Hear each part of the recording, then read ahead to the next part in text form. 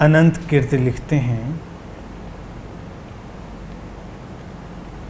पता नहीं पर आजकल कभी कभी यूं ही बैठे या लेटे हुए अक्सर पेन एनर्जी का अनुभव कर रहा हूँ।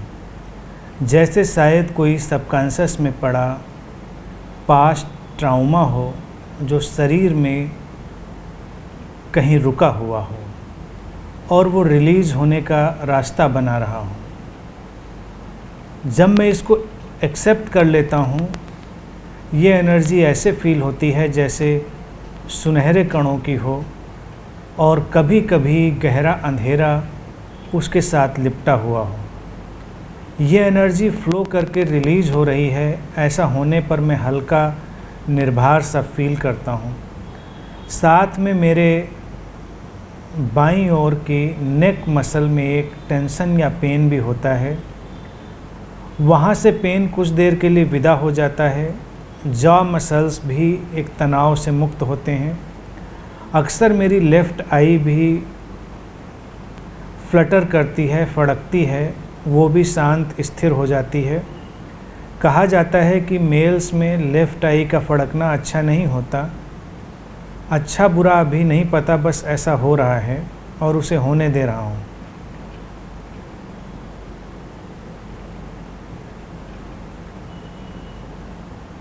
पैर के तलवे भी एक रिलैक्सेशन से भर जाते हैं। आपके सानिध्य में मैं कई मेडिटेटिव, ब्यूटीफुल, ब्लिसफुल एक्सपीरियंसेस से गुज़रा हूँ, तो मैं देख पाता हूँ कि इस पेन से मुक्त होते ही कहीं से ब्लिस भी उत्पन्न होता है। और जब ऐसा होता है तो ज़्यादातर अक्सर सोलर प्लेक्सस पर हलचल रहती है, जैसे वहीं से सब इरप्ट हो रहा हो, वही इसका सेंटर पॉइंट हो, सोर्स हो। ऐसा होने के बाद फोएटस स्टेट में लेट जाने का मन होता है, गर्भस्थ शिशु की तरह लेट जाने का मन होता है। सो लेट जाता हूँ और उस अवस्था में जैसे बच्चा माँ के गर्भ में लेटता है, वैसे ही डीप ब्रीदिंग अपने आप होने लगती है और एक गहरा रिलैक्सेशन घटने लगता है। एक गहरा अंधेरा भीतर अनुभव में उतर आता है। मुझे याद है, पर मैंने ये अनुभव शायद शेयर नहीं किया था मित्रों के साथ। वो इतना तीव्र था कि कुछ समय तक मैं कंफ्यूज भी था, स्तब्ध भी कि मैं कैसे और क्या शेयर करूं। पर जेतवन शिविर में शायद करुणा ध्यान के बाद या उसके अगले दिन पता नहीं, पर मेरे सोलर प्लेक्सस से एक एनर्जी फ्लो तेज़ी से गुजरा और एक रहस्यमय गहरे अंधेरे ने मुझे घेर लिया था। उसने मुझे भय में भी डाला था, तो एक तीव्र कोमल आनंद में भी। ये सब एक थ्रिलिंग एक्सपीरियंस भी था, घबराने वाला भी। आंसू भी आए और समझ नहीं पाया कि यह मेरे साथ क्या हो रहा है। और मैं तब भी अपने रूम में अकेला गर्भस्थ शिशु की अवस्था में लेट गया था। जो हुआ मैंने होने दिया, पर कहीं मन विचलित भी हुआ। मेंटल रेजिस्टेंस या माइंड समझ नहीं पा रहा था कि यह क्या हो रहा है। ये सारा अनुभव मुझे कभी कभी ऐसे सस्पेंडेड या लिंगो स्टेट या स्पेस में डाल देता है, जहाँ लगता है मैं न यहाँ हूँ न वहाँ, कहीं इन बिटवीन स्पेस है। बस मैं ठीक से नहीं फील कर पा रहा हूँ कुछ भी। अब मैं इसे इनर सॉलिट्यूड कहूँ, पर अकेला अपने आप में कुछ देर होना ज़्यादा सुकून देता है। बाहर ज़्यादा हलचल से, भीड़ से बेचैनी होती है। ये मुझे थोड़ा निष्क्रिय, इनएक्टिव स्टेट में भी डाल देता है।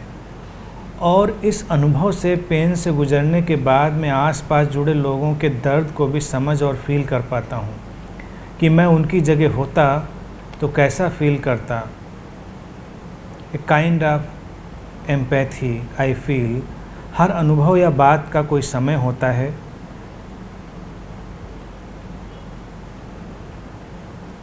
जेठ वन में गुजरा अनुभव आज गुरु पूर्णिमा वाले दिन फिर से घटा। इससे पहले इसको लिखने का भाव भी नहीं घटा था, पर आज ही के दिन उस दिन के अनुभव की ऊर्जा मेमोरी प्लेन पर सक्रिय हो गई। वरना मैं सोच रहा था जो हो रहा है होने दो, डील इट माई सेल्फ, क्या करें, हर बात को पूछ कर भी ऐसा भाव था।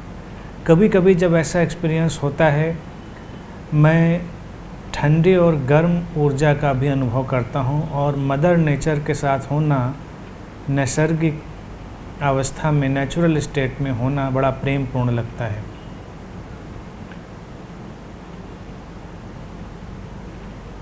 कृपया मार्गदर्शन दें।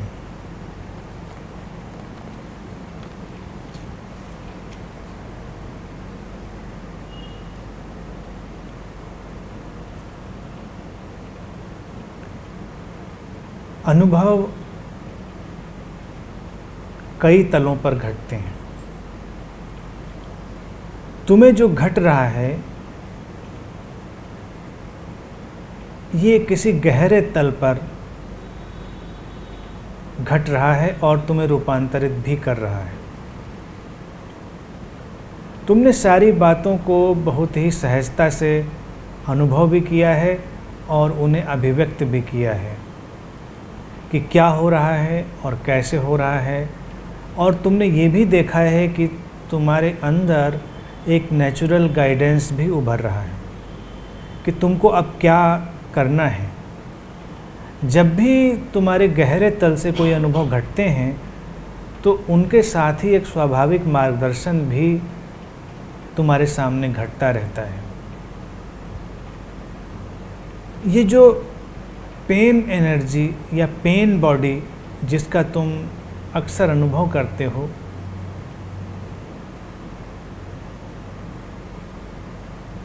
पूरा आसपास का परिवेश इस प्रकार के पेन बॉडीज़ या पेन एनर्जीज से भरा हुआ है। तुम संवेदनशील हो, इसलिए तुमको प्रायः ऐसे अनुभव घट जाते हैं। व्यक्ति के अंदर जो इस किस्म की जटिलताएं होती हैं, जिनमें उसके अपने ही मन के कारण पीड़ा भर गई है, जब लंबे समय तक वो बनी रह जाती हैं तो वो अपना आकार लेने लगती हैं। उनकी अपनी एक सत्ता निर्मित हो जाती है, वो एक एंटिटी जैसी बन जाती हैं और वो वातावरण में तैरने लगती हैं। उन्हीं को तुम पेन एनर्जी या पेन बॉडी या पीड़ा शरीर कह सकते हो। तुम्हारे अपने भी हो सकते हैं, तुम्हारे आसपास के लोगों के भी हो सकते हैं। वो केवल वातावरण में तैर रहे हैं। आवश्यक नहीं कि तुम्हारा उनसे कोई सरोकार हो, लेकिन अगर तुम खुले हुए हो, तुम ग्रहणशील हो, तो तुम उनके संपर्क में आ सकते हो और तब तुम्हें भी उस पीड़ा का एहसास होगा। कई बार कुछ लोगों को या अक्सर संवेदनशील लोगों को ऐसा होता है कि वो समझ भी नहीं पाते कि उनके अपने साथ तो ऐसी कोई पीड़ाजनक स्थिति नहीं है। अपने जीवन को अगर वो टटोलें तो वहाँ ऐसी कोई चीज़ नहीं मिल रही है, लेकिन फिर भी अचानक वो पाते हैं कि कुछ ऐसा है जो उन्हें पीड़ा से भर रहा है, कुछ ऐसा है जो उनको अचानक उदासी में ले जा रहा है, जैसे कोई एक तेज़ लहर उनको अपने साथ बहा कर ले जा रही है।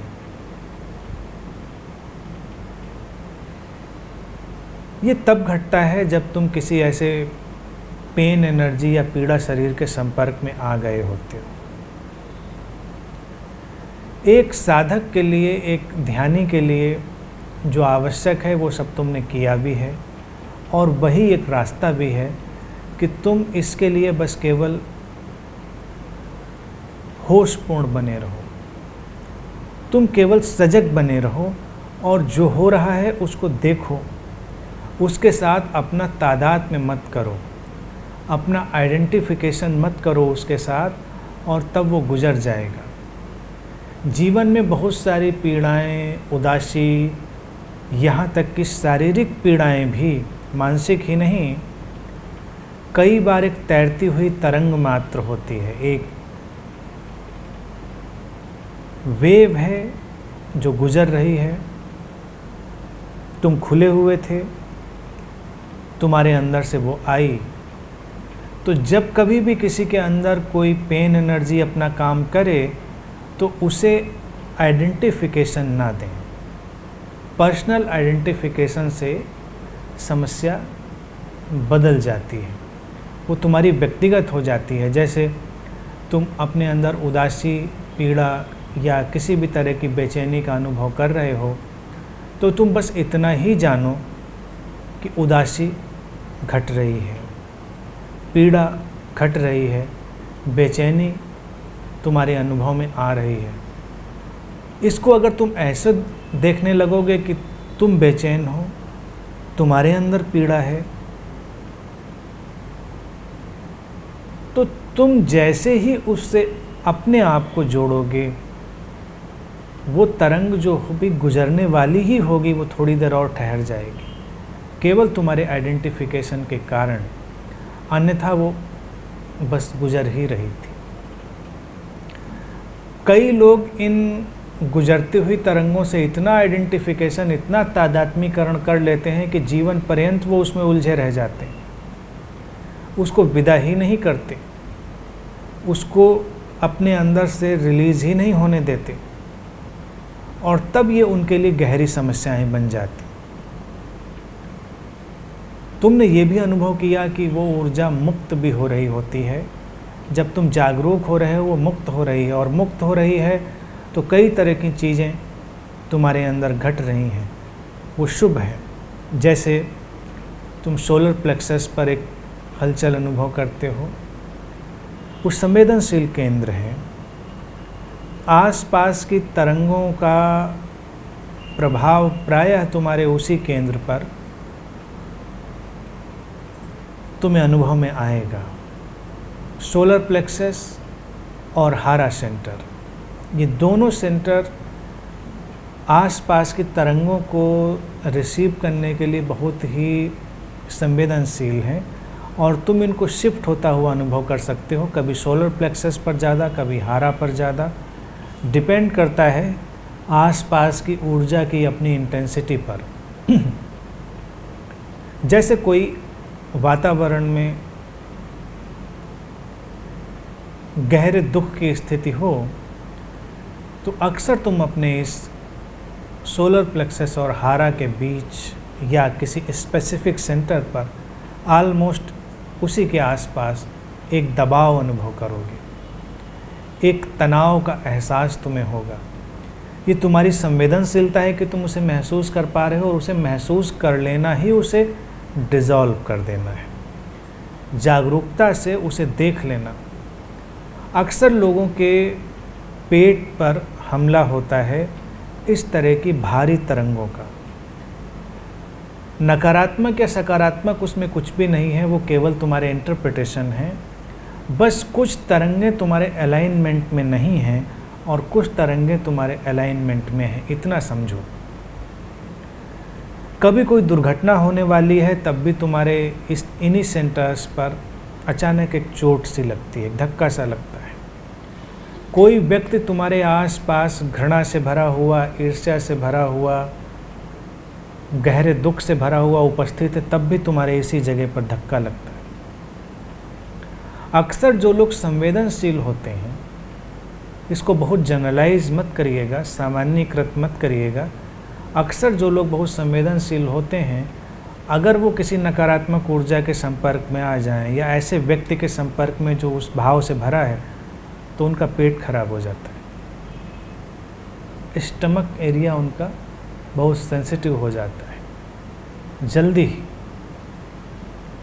विचार तुम्हारे इन्हीं केंद्रों को बहुत जल्दी प्रभावित करते हैं। किसी के अंदर विचार चल रहे हैं या तुम्हारे अंदर, तो सबसे पहले तुम्हारे इन केंद्रों पर धक्का लगना प्रारंभ होता है। तो तुम इसको सजगता से पकड़ पाए हो, ये तुम्हारे लिए शुभ है। अब तुम खुल सकते हो और उच्चतर तरंगों के लिए, इनसे हायर वाइब्रेशंस के लिए तुम खुल पाओगे। तब तुम देखोगे कि तुम्हारे लिए ये सेंटर्स एक राडार का काम कर रहे हैं।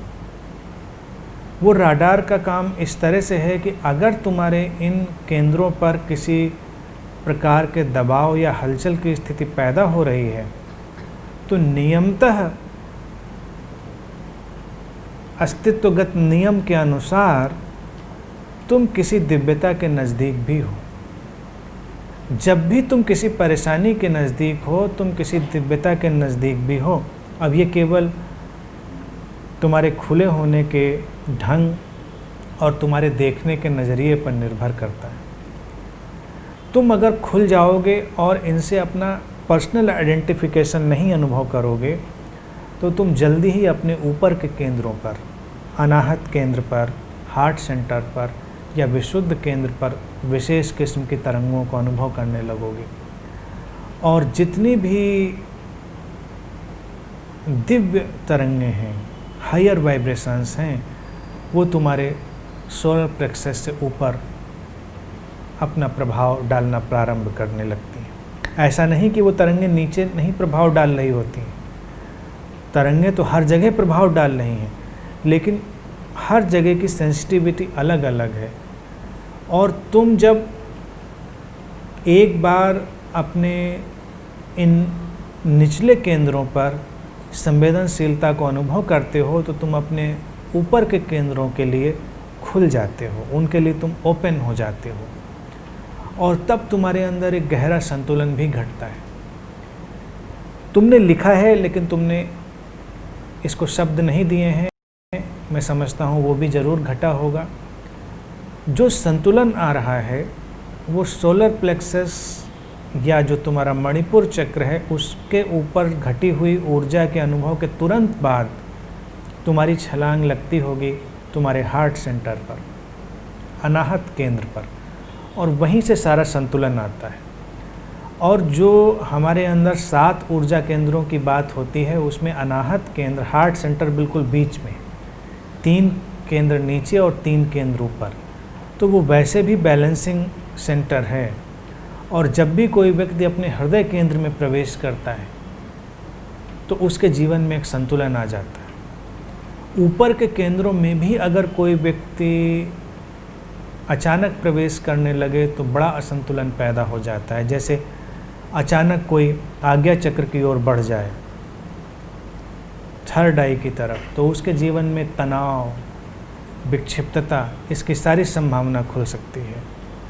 अगर हार्ट सेंटर संतुलित है, तब तो तुम्हारे लिए आज्ञा चक्र बहुत ही गहरी समझ के द्वार खोल सकता है। तुम्हारे लिए जीवन को समझने की बड़ी सारी प्रक्रियाएं तुम्हारे सामने स्पष्ट कर सकता है। लेकिन अगर हार्ट सेंटर से तुम नहीं गुजरे हो, तो तुम विक्षिप्त भी हो सकते हो, तुम बहुत ज़्यादा परेशान हो सकते हो। कभी कभी कुछ लोग अचानक आज्ञा चक्र की ओर आकर्षित हो जाते हैं और बहुत परेशान हो जाते हैं। कई बार कुछ लोग ऐसी चीज़ों पढ़ लेते हैं और उसमें रुचि लेने के कारण अपने आज्ञा चक्र पर बहुत काम करने लगते हैं, कि उनको लगता है कि ये बहुत जादुई चीज़ है। वहाँ से तुम अपनी अतीन्द्रिय शक्तियों को जागृत कर सकते हो। और जैसा उसका नाम है आज्ञा चक्र, यानी कि जो तुम्हारा कमांड अस्तित्व में चला जाएगा, आज्ञा का कमांड, वो फुलफिल्ड होने लगेगा। जैसे तुम किसी बात के बारे में कोई गहरा विचार कर लेते हो और आज्ञा चक्र से वो गुजर जाता है, तो फलीभूत होने लगेगा। लेकिन खतरनाक है। पहले तुम्हारे पास होश होना चाहिए, पहले तुम्हारे पास करुणा होनी चाहिए, तब तो विचारों के फलीभूत होने का कोई परिणाम है, अन्यथा तुम नई मुश्किल में पड़ जाओगे। तो सोलर प्लेक्सस से गुजरते हुए जो तुम्हारी यात्रा में ये पड़ाव आया है, ये निश्चित ही तुम्हें अगले केंद्रों पर भी ले गया है और तुम्हारे हार्ट सेंटर को उसने एक्टिव किया है। इसीलिए तुमने एक विपरीत ऊर्जा की लय को अनुभव किया है। जैसे तुमने लिखा है ठंडे गर्म का अनुभव, यिन यांग का एक बैलेंस और एक गर्भस्थ शिशु की तरह लेट जाने का भाव, ये सारे तुम्हारे हृदय केंद्र से निकली हुई तरंगों के कारण ही हो रहा है। हृदय केंद्र या अनाहत केंद्र से जो ऊर्जा सक्रिय हो रही है, वही तुम्हारे अंदर की स्त्री और पुरुष ऊर्जा में संतुलन लाती है, जिसको तुमने यिन यांग लिखा है, या तुमने ठंडे और गर्म के जिस अनुभव की बात की है उसे। तो ये संतुलन बन रहे हैं और तुम्हारे लिए शुभ है कि वो बन रहे हैं। बाकी तुमने और बड़ा ही डिटेल्ड वर्णन लिखा है।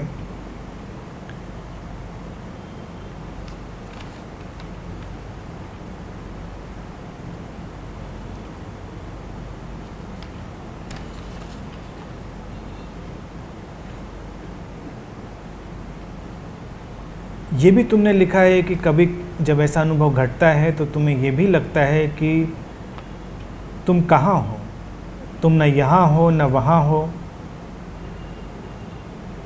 एक सस्पेंडेड स्टेट। और तुम्हें ऐसा भी लगता है कि तुम्हें ये इनएक्टिव स्टेट में भी डाल देता है, निष्क्रिय अवस्था में। और तुमने ये भी लिखा है कि आसपास के लोगों के दर्द को, उनकी पीड़ा को भी तुम अनुभव कर पाते हो। ये एक चेतनागत स्थिति है और एक फार्मलेस या आकार विहीन स्टेट में प्रवेश कर जाने की शायद एक प्रक्रिया है।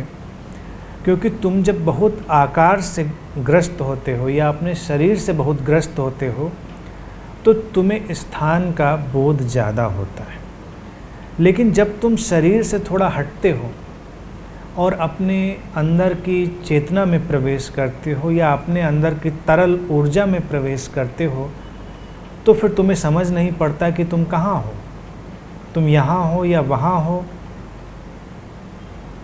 शरीर के लिए तो एक स्थान की ज़रूरत है, लेकिन तुम्हारे अंदर जो ऊर्जा प्रवाहित हो रही है, तुम्हारे अंदर जो चेतना का जगत है, वो किसी स्थान से संबंधित नहीं है।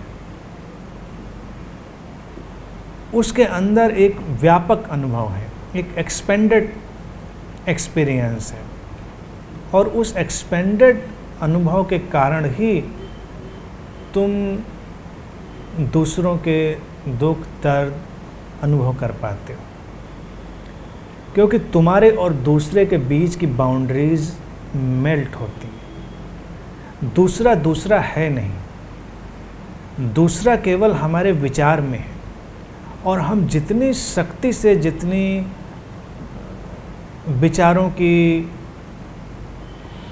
दृढ़ता के साथ, कॉम्प्लेक्सिटी के साथ अपने होने को निर्मित करते हैं, उतना ही दूसरे और मेरे बीच एक फासला बन जाता है। ऐसे तो दूसरा कहीं नहीं। तो तुम जब ऐसी लिक्विड स्टेट में आते हो, ऐसी फॉर्मलेस आकार विहीन अवस्था जो तुम्हें चेतनागत अनुभव में ले जा रही है, वहाँ पर दूसरा रहता नहीं। और तब तुम किसी भी बॉडी माइंड मैकेनिज्म में, किसी भी शरीर मन के यंत्र के अंदर चलती हुई प्रक्रिया को, उसके अंदर उठते विचारों भावों को अनुभव कर सकते हो। पहले तुम्हें मुक्त होना होता है अपने पीड़ा के भाव से, ये तुम्हारा नहीं है। और फिर जल्दी ही तुम ये भी अनुभव कर पाओगे दूसरे का भी नहीं है। अभी तुम कह सकते हो कि ये दूसरे का है थोड़ी देर के लिए, लेकिन थोड़ा तुम और जागरूक होगे तो तुम देखोगे कि बस ये तैरती हुई पीड़ाएं, तैरते हुए दुख हैं जो तुम्हें अनुभव में आ रहे हैं, जो किसी न किसी शरीर मन के यंत्र के बीच से बहते हुए गुजर रहे हैं।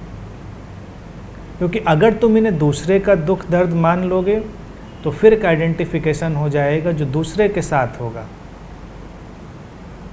और अपने साथ आइडेंटिफिकेशन पहले ड्रॉप करना होता है। और संसार में जो पेन एनर्जी है, जो पीड़ा शरीर है, वो इसीलिए ज़्यादा कंडेंस हो गया है, सघन हो गया है कि लोग अपने साथ तो आइडेंटिफाई करते ही करते हैं, दूसरे के साथ भी बहुत आइडेंटिफाई कर लेते हैं कि दूसरा बहुत परेशान है, उसकी परेशानी दूर करनी है, दूसरा बहुत दुखी है, उसका दुख दूर करना है, दूसरा बहुत उदास है, उसकी उदासी दूर करनी है। सारे लोग ऐसे ही बात करते हैं, कुछ दुखियों का दुख हरना है। आध्यात्मिक लोग ऐसे ही बात करते हैं। तो तुमने किसी को दुखी मान लिया, अब तुम्हारे विचार का ही प्रभाव, तुम्हारी अपनी ऊर्जा का ही प्रभाव उसे और सशक्त बना देगा। और इसलिए भी बना देगा क्योंकि फासला तो है नहीं तुम्हारे और दूसरे की चेतना के बीच में। कौन उस विचार को कितनी इंटेंसिटी से पकड़ रहा है, इस पर सारा अंतर पड़ जाएगा। लेकिन अगर तुम दूसरे के अंदर भी ऐसे देख पाओ कि दुख गुजर रहा है, ये उदासी की तरंग गुजर रही है, ये पीड़ा की तरंग गुजर रही है, और तुम उसे होश पूर्वक, करुणा पूर्वक, प्रेम पूर्वक बस देख रहे हो, तो तुम्हारे इस होश और करुणा की दृष्टि के साथ ही वो डिज़ॉल्व हो जाएगी, वो समाप्त हो जाएगी। और तब तुम बहुत कुछ कर भी पाओगे, तुम ऐसा सार्थक और अर्थपूर्ण कुछ कर पाओगे जो पहले संभव नहीं था। तब तुम दूसरे व्यक्ति के दुख को कम करने का प्रयास नहीं कर रहे हो, तुम दुख मात्र को विलीन करने का काम कर रहे हो। और दुख एक इकट्ठी हो गई ऊर्जा है, कलेक्टिव एनर्जी डेवलप हो गई धीरे धीरे। और गहरे से तुम देखोगे, तुम्हें हैरानी होगी कि हर घटना का अपना एक पैटर्न होता है, उसका एक जोड़ होता है, और उस जोड़ के साथ वो व्यक्ति उससे संबंधित जितनी कलेक्टिव एनर्जी होती है उस पैटर्न की सबसे रिलेट कर लेता है। तो वस्तुतः ये देखा जाए, पूरी मनुष्यता के भाव में प्रवेश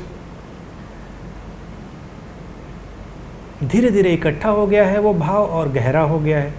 जैसे मान लो एक दुर्घटना हुई, दुर्घटना से एक पीड़ा, एक हानि, एक नुकसान, उसका भाव पैदा होता है। व्यक्तिगत रूप से तो तुम्हें जो हुआ सो हुआ है, लेकिन दुर्घटनाओं से जो जो हानियाँ होती रही हैं वो सारी बुनावट अस्तित्व में पड़ी हुई है, और व्यक्ति उसको कभी कभी जोड़ लेता है, मल्टीप्लाई कर लेता है। इसीलिए तुम्हें हैरानी होगी, कभी एक ही घटना किसी व्यक्ति को बहुत कम पीड़ा में डालती है, कम परेशानी में डालती है, और वही घटना किसी व्यक्ति को बहुत ज़्यादा पीड़ा और बहुत ज़्यादा परेशानी में डाल देती है। ऐसा क्या हुआ?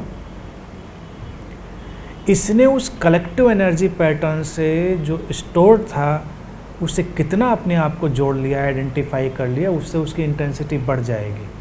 तो एक साधक के लिए ये अनिवार्यता मैं समझता हूँ, वो उसको व्यक्तिगत कभी भी ना बनाए, उसको बस केवल एक पेन एनर्जी रहने दे, और उसके साथ ही वो उसको कम करने का काम कर पाएगा।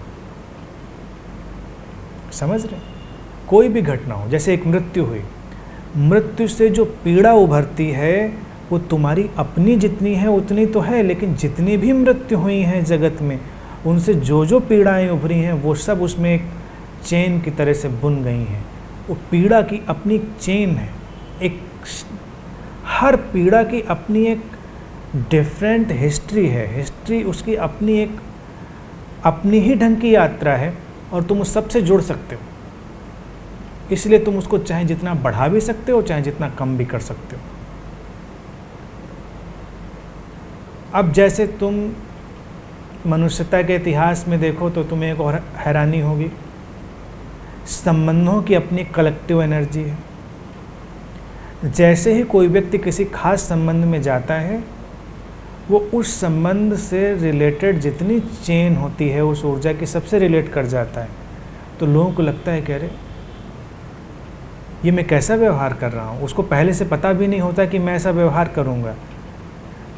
दो लोगों का विवाह होता है, तो इस पर बड़ी रोचक ऑब्जर्वेशन तुम कर सकते हो कि वो लड़का और वो लड़की जब तक उनका विवाह नहीं हुआ है वो एक अलग एनर्जी पैटर्न में मूव कर रहे हैं, और जैसे ही उनका विवाह होता है जो कलेक्टिव वाइफहुड है और जो कलेक्टिव हस्बैंडहुड है वो उस एनर्जी पैटर्न से रिलेट कर जाते हैं। उनके व्यवहार में कुछ अजीबोगरीब अंतर आने लगते हैं। जल्दी नहीं आते, लेकिन धीरे धीरे वो पाते हैं कि कुछ अजीब सा व्यवहार कर रहे हैं। फिर जब वो माता पिता बनते हैं, जब तक नहीं बने थे तब तक वो एनर्जी पैटर्न एक्टिव नहीं हुआ था, और जैसे ही वो माता या पिता बने तो जितने माता पिताओं का कलेक्टिव एक्सपीरियंस है वो सबसे रिलेट कर जाते हैं, और उनके अंदर एक अलग व्यवहार पैदा हो जाता है जो पहले वो सोचते भी नहीं थे कि मेरे अंदर से ये व्यवहार निकलेगा, और उनके अंदर से निकलने लगता है। वो अचानक पितापन से भर जाते हैं, और फिर वो उनके अंदर जो दूसरे किस्म की ऊर्जाएं हैं वो अलग अलग किस्म के पितापन को उनके अंदर उभारती रह सकते हैं, या माँपन को, या बहुत सारे पैटर्न हो सकते हैं, न्यूमेरस पैटर्न, मल्टीपल पैटर्न। तो एक्चुअली कोई इंडिविजुअल पेन नहीं है कहीं भी, कोई इंडिविजुअल ग्रीफ नहीं है कहीं भी, वो एक कलेक्टिव हैपनिंग है।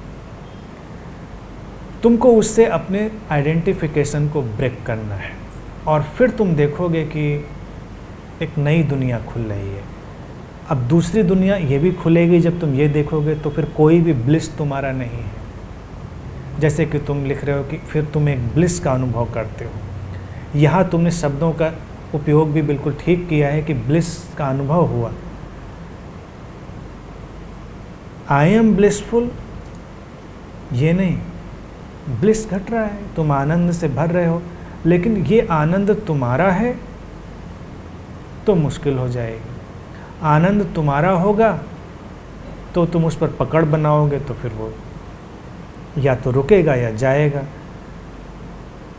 दो ही स्थितियां होंगी और तुम दोनों में परेशान होगे। लेकिन अगर केवल आनंद को घटता हुआ तुमने अनुभव किया तो बस तुमने अनुभव किया, उससे तुम्हारा कोई तादात्म्यकरण नहीं पैदा हुआ। तो जितना भी कलेक्टिव ब्लिस का डायमेंशन है वो सब तुम्हारे लिए खुल जाएगा, सब तुम्हारे लिए ओपन हो जाएगा। अभी जब तुम अपने सुख को या आनंद, अगर सुख और आनंद को यहाँ पर हम साइनोनिमस उपयोग कर लें, वैसे तो बहुत बड़ा अंतर है, चलिए सुख की ही बात करते हैं। तो जब तुम सुख को बड़ा व्यक्तिगत मानते हो तो वो हमेशा बड़ा सीमित होता है, पीड़ा देने वाला होता है, बचाने का तनाव, खो जाए तो खो जाने की पीड़ा। लेकिन अगर तुम सुख को व्यक्तिगत बंधनों से मुक्त कर दो, ये एक ऐसा एहसास है जो इस क्षण में तुम्हारे अंदर उतरा है, तो ये सुख के जो शाश्वत आयाम की व्यवस्था है उससे जुड़ जाएगा। और जब सुख उस शाश्वत आयाम से जुड़ जाता है तो वही आनंद कहलाता है, जिसका कोई कारण नहीं है, जो कभी नष्ट नहीं होता, उसे हटाया नहीं जा सकता। कारण है तो कारण समाप्त होगा, नष्ट हो जाएगा। जब कारण नहीं है, तुम्हारा अपना भी नहीं है, तो ये एक अलग ही जगत से उभर रहा है। ये सारे देखने के ढंग हो सकते हैं, और जितना ही तुम जागरूक हो पाओगे उतना ही तुम ज़्यादा अंतर डाल पाओगे। थोड़े से समझ के, व्यवहार के अंतर पूरे जगत को बदल देते हैं। इसीलिए जब एक साधक के अंदर रूपांतरण घटता है तो वो इतना व्यक्तिगत नहीं होता है कि केवल वही रूपांतरित हो रहा है, उसके साथ रूपांतरण की एक पूरी चेन एक्टिव हो रही है, पूरी श्रृंखला सक्रिय हो रही है, और वो बहुत कुछ बदलेगी, वो चेन रिएक्शन। समझ रहे?